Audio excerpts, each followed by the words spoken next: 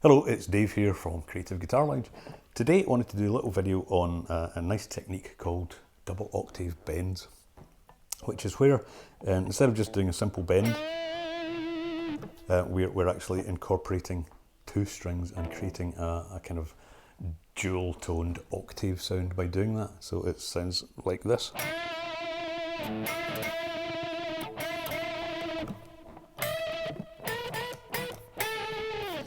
Quite a popular technique, used a lot by Jimi Hendrix'x and I guess every guitarist ever since.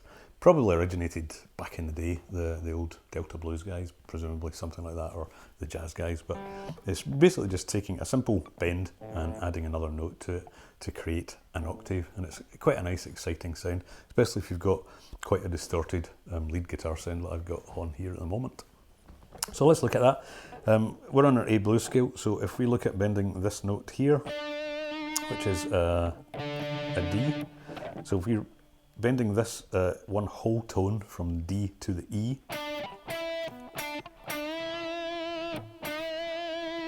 what we're doing, if you notice, we've also got a D here, and that's going to be the second note in our double octave, so we're going to have that sounding while we bend this one up to the same note, effectively, but an octave apart.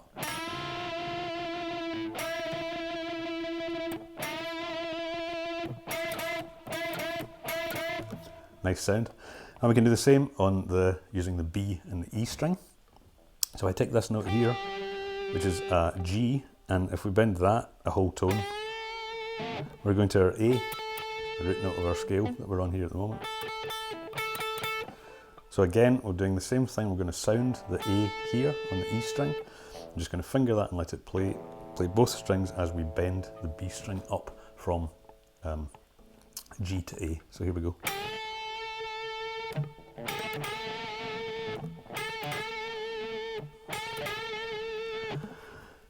One thing you have to watch when you're doing these, especially again, if you've got a lot of distortion or you're playing loud, is to try and not affect too many of the other strings. You need to try and kind of mute those while you're doing that.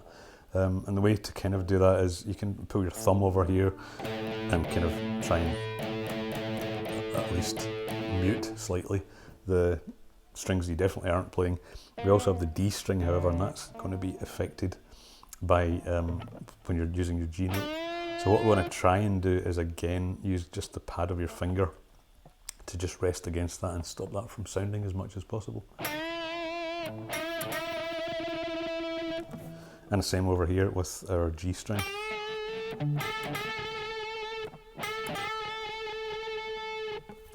So that's that. You can use this quite effectively by following the scale notes if you know your blues scale. So we could do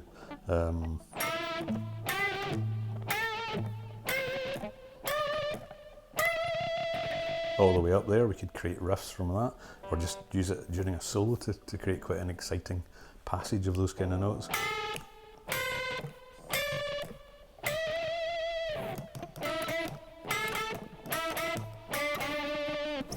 So that's a double octave bend. Hope you found that useful, and it's a good one to, if you're starting to learn lead guitar, it's a good one to know and just to bring in. You can do it on any scale really. You're basically just looking at bending, using a note that you're already fingering and bending an adjacent string up to make the same note.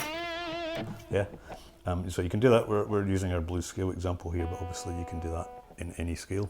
It's just a matter of experimentation. So if you found that useful, there's an awful lot more you can do with bending. There's a lot of different techniques that you can add to this, and I cover that in a section of my guitar just past beginners course that I'm about to release, I hope next week. So if that's something that sounds of interest to you and you want to hear more about that, stay tuned, subscribe to the channel if you haven't, and hit the little notifications bell, because I'll release a video to announce that I've finally launched that course. It should be soon. So if that's of interest, like I say, subscribe and find out about that when the time comes. Also, as always, leave me comments. I'm happy to help, and I'll always answer them if I possibly can. So again, thanks for watching. It's been Dave at Creative Guitar Lounge. I'll see you soon. Bye.